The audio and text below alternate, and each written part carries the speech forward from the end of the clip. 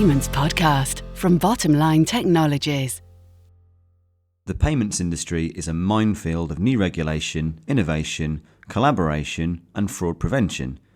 With so much going on, it's fair to say that organisations of all shapes and sizes could be forgiven if they're not quite on the money when it comes to staying abreast of changes and identifying what's important, what's not, and what needs to be done by when. Hello, I'm Rich Williams, host of the Payments Podcast, and in this episode I'll be chatting to Ed's Ashed Grant, General Manager of Payments for Bottomline, about the most important payment trends to track over the next 1 to 2 years. Hello Ed, and thanks for joining me today. Good morning, Rich. So Ed, given there's all this change pending and in progress already, can you summarise for us some of the key themes that are emerging when it comes to business payments in 2019? Absolutely. Thank you. And I will come with a short list of 5 today. We'd like to go through the flavouring of payments, as I call it. Always good to catch up with regulation. And then the age of the fintech that's now upon us. Partnerships, which are essential in open economies.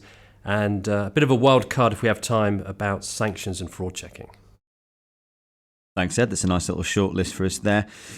If we look at these in a bit more detail then, beginning with, using your terminology, the flavouring of payments, is it safe to assume that this is one of those new overlay services that we've heard about in the UK?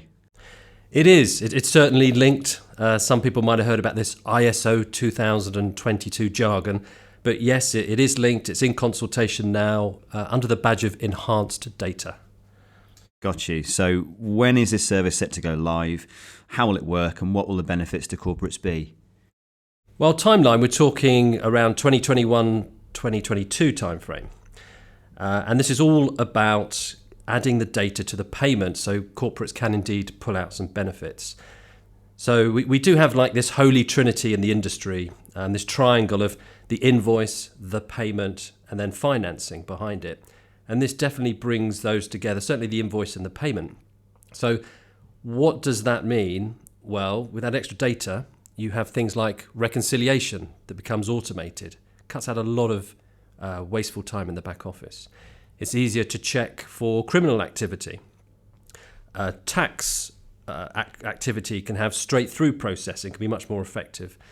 So lots of benefits, and it would show up in things like, in the future, clicking on your bank statement and up pops your payslip or your invoice, something like that. So lots of change to come. And when I say flavouring of payments, to me that's like a vertical flavouring.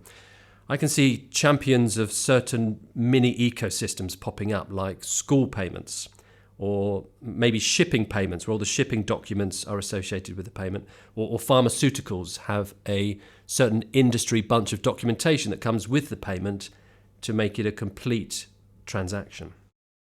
I guess that ties in quite nicely then with the new payments architecture, the initiative that's set to replace backs and faster payments in 2021 and 22. Would that be fair to say? Yep, spot on. On that note then, what do businesses and corporates need to know right now about this? I'd say right now the word is phasing. This is going to happen in phases. There's a lot of activity. You'll hear about activities like confirmation of payee, request to pay, and these data enhancements. But the important thing to bear in mind is that there's new models that will emerge, a number of models. They could be aggregation models that brings all the data onto one screen. It could be straight-through processing improvements, like mentioned with invoices and payments coming together. It could be advice and analysis with the machine learning and artificial intelligence blended into it. You can have comparison advice on screen. And probably another exciting area is just the bucket of still to be invented as all these changes come through. So I would say business and corporates right now, I would encourage you guys to innovate and look at this stuff and not just comply. And maybe it's one example. We know in the industry and some metrics that have been created on this that up to 1/3 of payment card volume is at risk with some of these changes where you can pay direct by the bank accounts. So we're having early conversations with airlines and with the car retail industry just to see how they can use these changes to improve their models. So exciting times. So it sounds then like the playing field is open up for much more competition, hopefully with that more innovation. Are we only talking about financial institutions here or corporates as well? Oh, definitely both and together. This is a world of sandboxes, APIs, SDKs, development portals, all of these technical terms buzzing around. What does it actually mean? Well, everything now is moving to real time. So one fun exercise is just to put real time in front of everything you have in the office. So real time payroll. What would that mean? Could people be paid daily or weekly rather than the monthly cycles that are often in place? Real time cash flow. Real time disbursements of loans or insurance payments. So with real time, new models start to emerge. New models with different risk profiles, different liquidity treatments and positions. It gets quite exciting around where the world will go now that this is possible for corporates to open up the age of fintech. And probably final thought on that is you do need to look at what you have in-house and perhaps what partnerships or what other help you can have to try and create some of these new models. I suspect that with everything going on here, that not everyone will be able to tackle all these changes as quickly or in such an agile fashion. What are you actually seeing happening on the ground at the moment, Ed?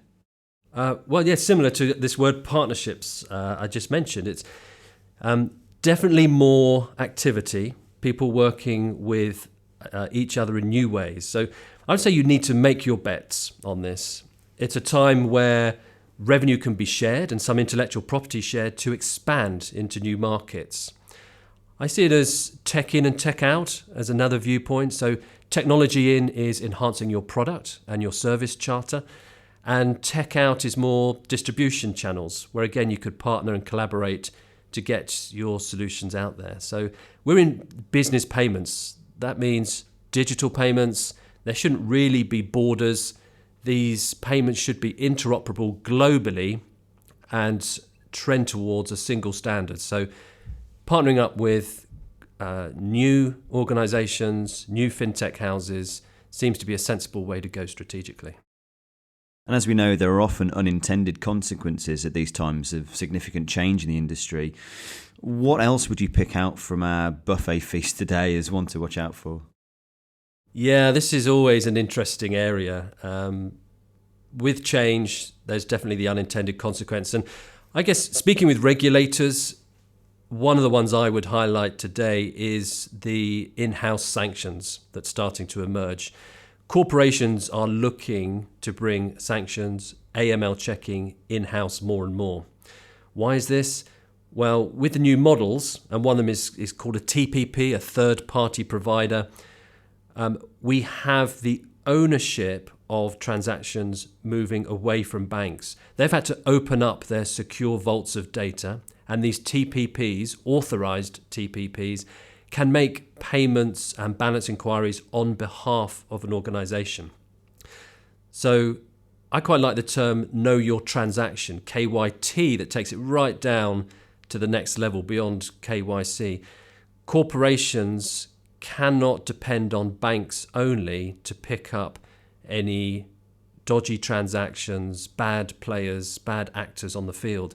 They can work with this new breed of TPP, but they also have a responsibility to know exactly where their payments are going. So Ed, you've covered a number of themes there, from regulation, partnerships, and the flavouring of payments to the larger role of fintechs and the need for corporates to know where exactly their payments are going.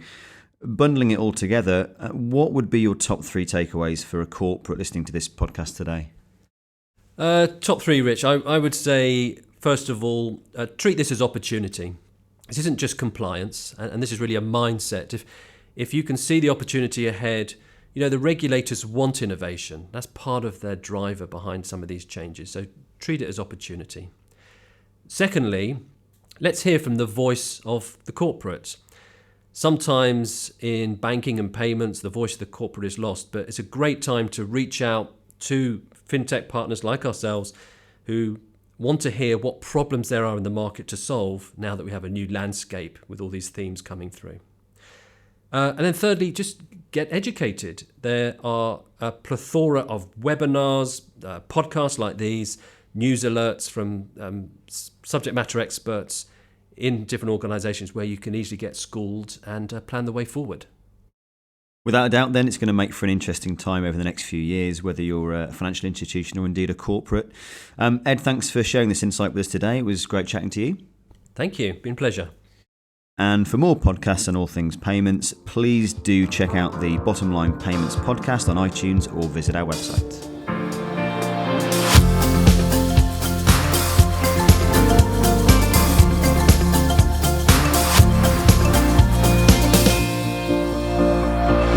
Payments Podcast from Bottom Line Technologies.